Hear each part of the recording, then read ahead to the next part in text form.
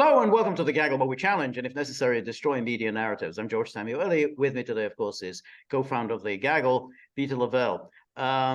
Peter, we've already talked a number of times in the past about the International Criminal Court and its investigation of Russia in Ukraine, and we know that the ICC has already issued an arrest warrant against President Putin, and one fascinating source of debate has been whether the United States will cooperate with the ICC in preparing a case against Russia, because as we know, the United States, while not a signatory to the Rome Statute, it signed the Rome Statute originally, didn't ratify it, and then George W. Bush withdrew the U.S. signature altogether. And then since then, we had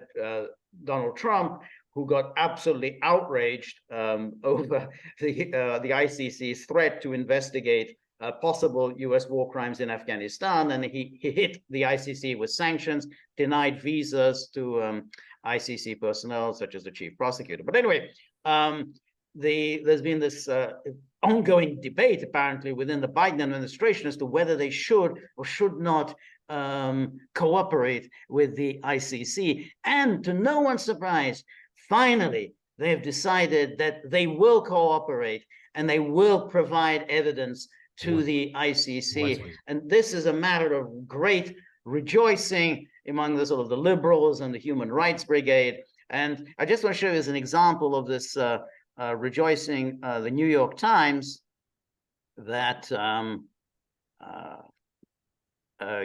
gave a very fulsome account of it. Here, the Biden orders the U.S. to share evidence of Russian war crimes with Hague Court. Notice again, no suggestion of alleged Russian war crimes, just of Russian war crime. The step signals a major shift in American policy and ends months of resistance by Pentagon officials who feared setting a precedent that could pave the way for the court to prosecute U.S. troops. Because everything here is completely misleading, because of course the fact that the U.S. provides information to the ICC to prosecute U.S. adversaries has nothing to do with whether the ICC will go after the U.S. But it's typical. This is the kind of nonsense the New York Times regularly peddles. They made up a whole story about a fight within the administration, whether it's the Pentagon versus everybody else. It was a tough decision. It was tough. It was brutal. President Biden has quietly ordered the U.S. government to begin sharing evidence of Russian war crimes in Ukraine with the ICC.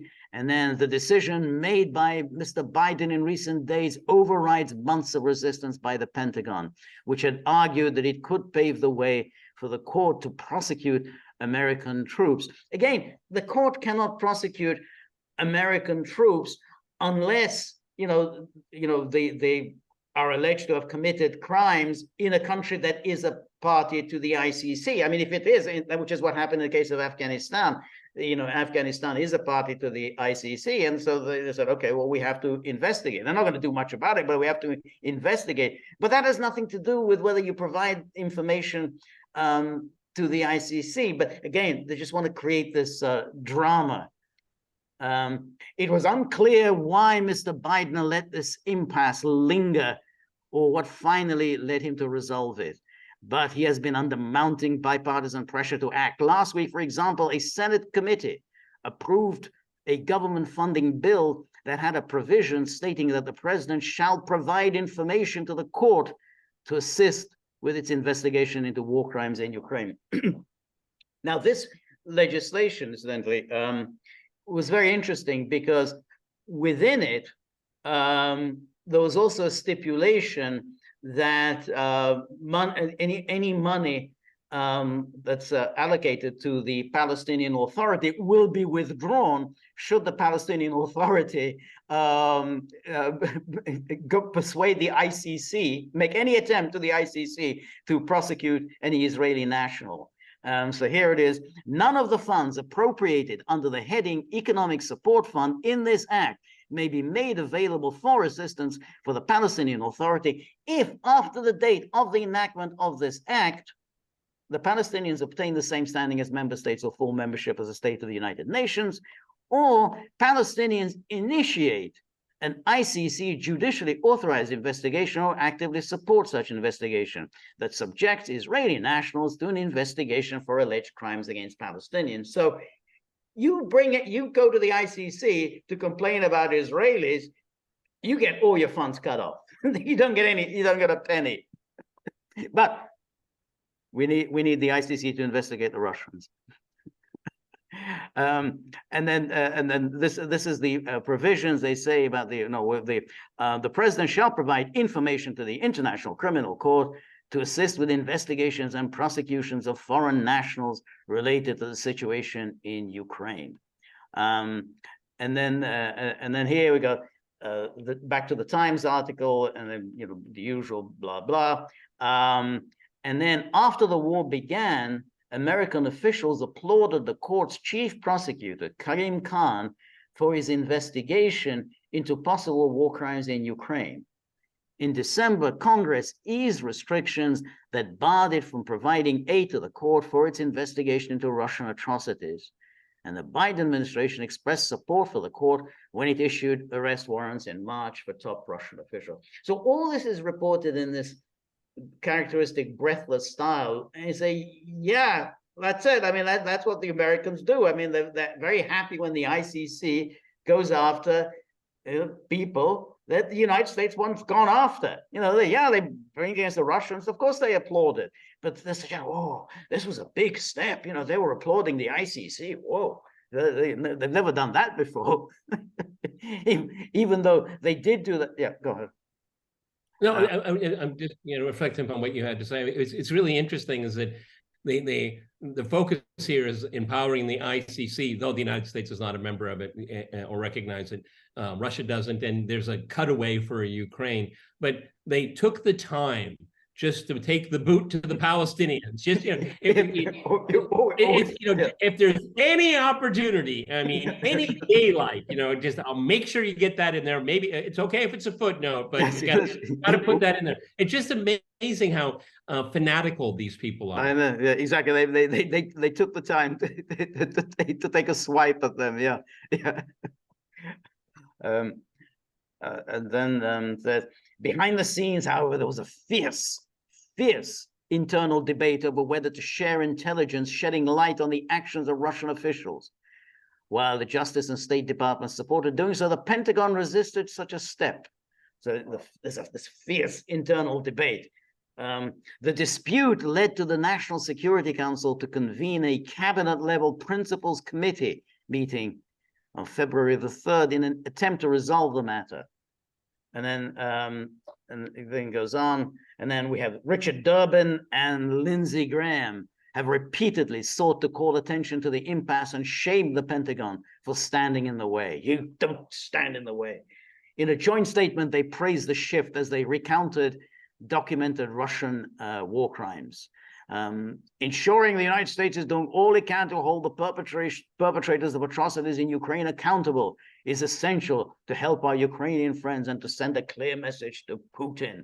The United States. Well, George, you think that the family that was struck on the Kerch Bridge, will they have recourse? Because I would say that is an atrocity. That was a war crime. That was against civilians and a civilian target. I mean, I'm sure the ICC will look into this, right? You're right, no question. But again, notice the wording, even the wording of the legislation. This is to be, only to investigate the Russians. You don't go around investigating anyone else. If there's any question of the ICC investigating Ukrainians, boom, you can kiss that money goodbye. they're not interested in all of the torture videos that were being No, passed around no, on Telegram channels no. of the torture and death of Russian soldiers at the hands Right. of Ukrainian Nazis. I guess they're not interested No, in I don't. those. No. Again, if they were to investigate that, there would be an immediate cutoff of funds. I mean, that's the way the Americans operate. Just like you made it clear to the Palestinians, you try and bring any case against Israel, you lose all your money. So the same thing with the ICC. You try and bring a case against the Ukrainians, you lose all your money. So not one penny.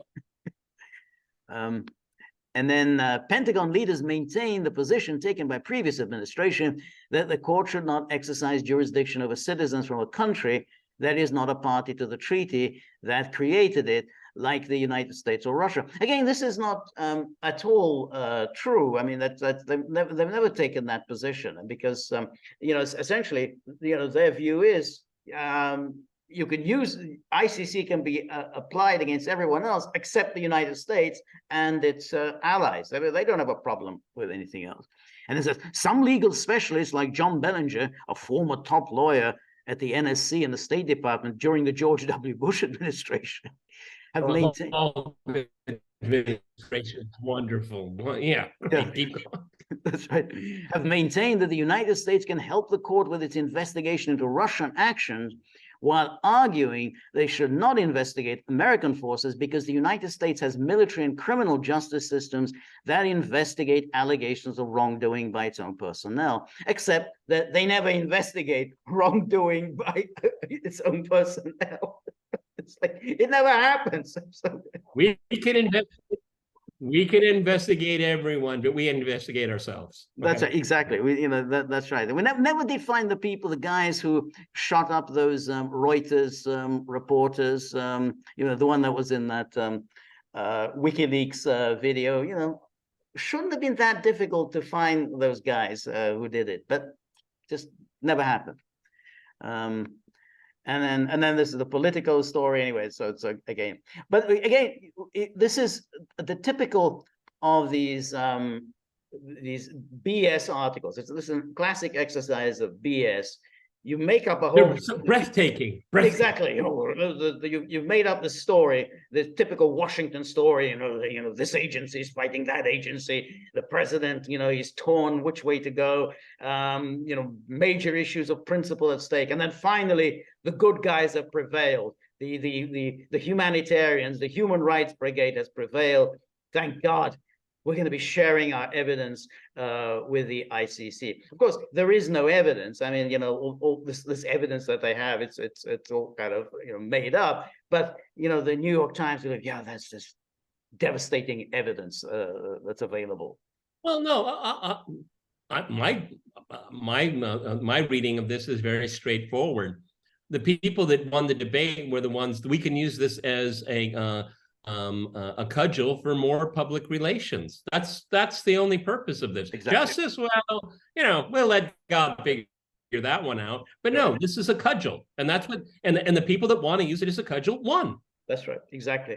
That's the whole point of the ICC, is to use this as a public relations exercise. Hey, we're the good guys. We're on the side of the angels. We're on the side of international law. We're on the side of accountability. We're on the side of holding political leaders accountable. We're on the side of ending impunity for others. not for ourselves, and then all the usual, the Human Rights Brigade start applauding. Oh, wonderful! It's so great that the West is once again holding up the banner of morality and law and freedom. Total bullshit, but that's the that's the way they play this.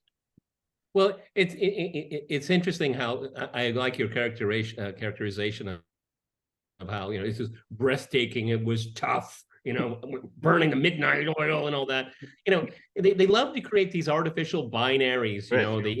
The struggle behind the scenes and all of that. I don't believe one word of it. No, okay? no. No, absolutely not. No. But they had to create that there was some sort of a fight behind the scenes. You know, the Pentagon resisted it. Again, why would the Pentagon resist it? There's nothing. You know, the ICC doesn't have jurisdiction over the United States. And should it, the ICC, ever decide to go after the United States, they'll get the same treatment they got at the hands of Trump, which is, hey, boom, we're going to hit you with sanctions, and you can't even enter the country.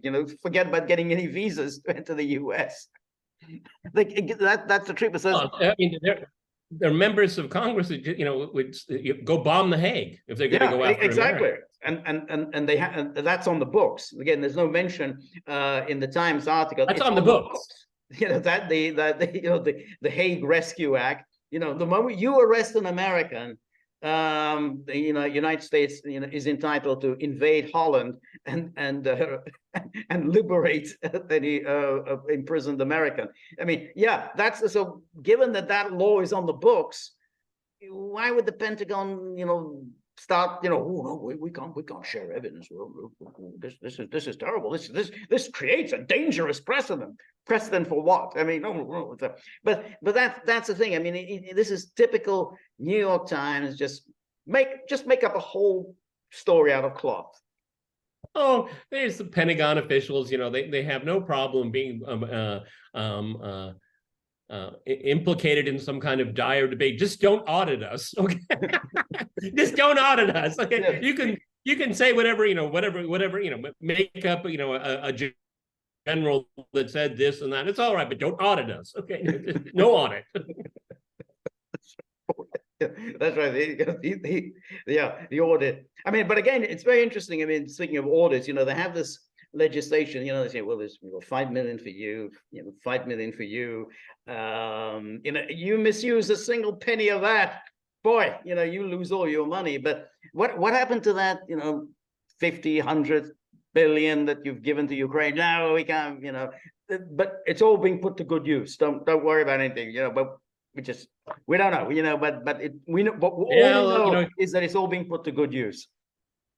And well, a Trump associate apparently misappropriated a little bit of money for parking and giving money to his grandson. Leavenworth, that's it. Let's go. Exactly. Put him in shackles. Put him in shackles. Okay. Exactly. Because there's never been misappropriation of money by the government. Yeah.